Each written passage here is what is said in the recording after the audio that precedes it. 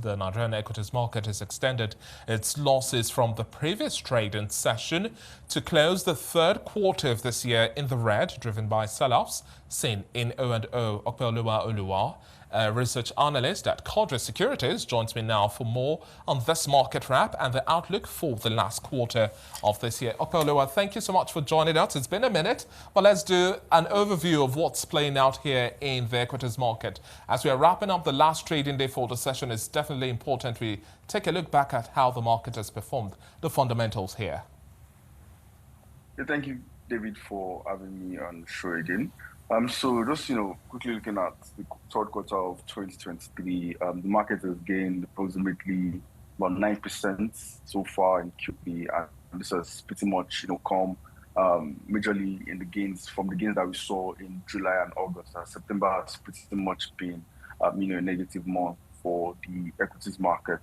So in this first 2 months, we saw investors react positively to some corporate earnings releases, particularly from the banks.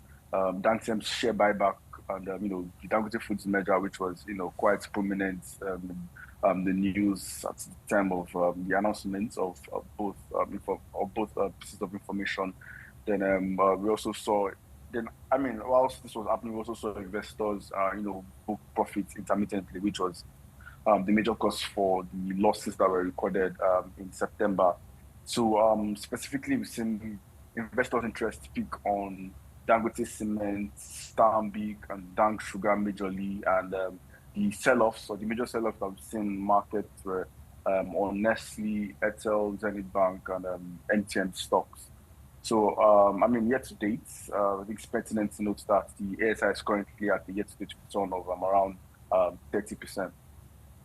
Well, let's also look at some of the fundamentals of this pronouncement, really, that might likely excite the market. We didn't see much of an upward movement coming from the pronouncement or even the nomination of ministers and finally the inauguration of these ministers. But for you, when we have the new CBN governor stating that we're going to unveil the monetary policy agenda for the country pretty soon, how do you think that might likely excite the market, especially for the banking and financial sector? Because it's made mention of some reforms to help stabilize the sector on the back of the issue around FX volatility and concerns around liquidity within this area.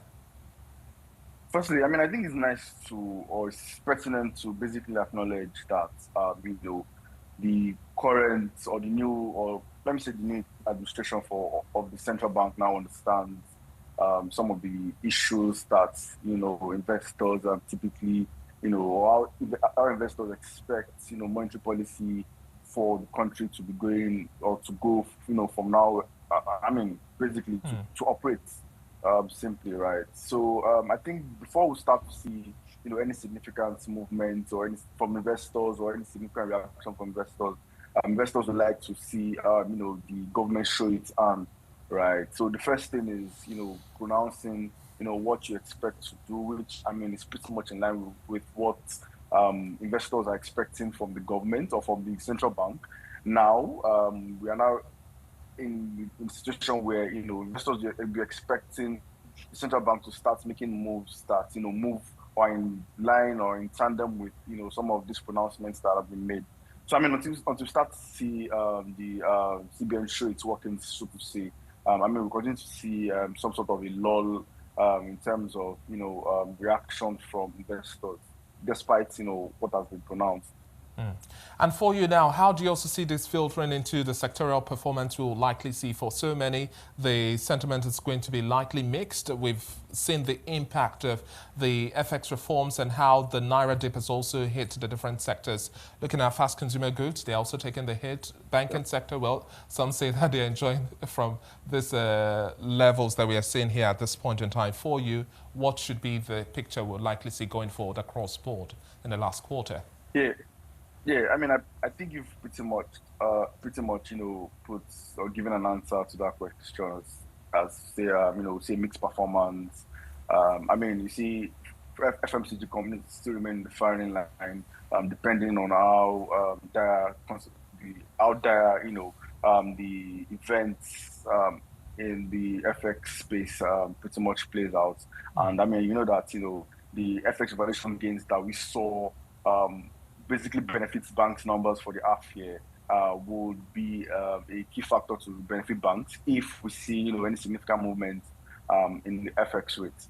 So I mean, barring anything, any special moves or any significant events happening in FX and the other key economic metrics, we still expect Nigerian companies to continue to show the kind of resilience that we've seen them put forward in the last 2 years.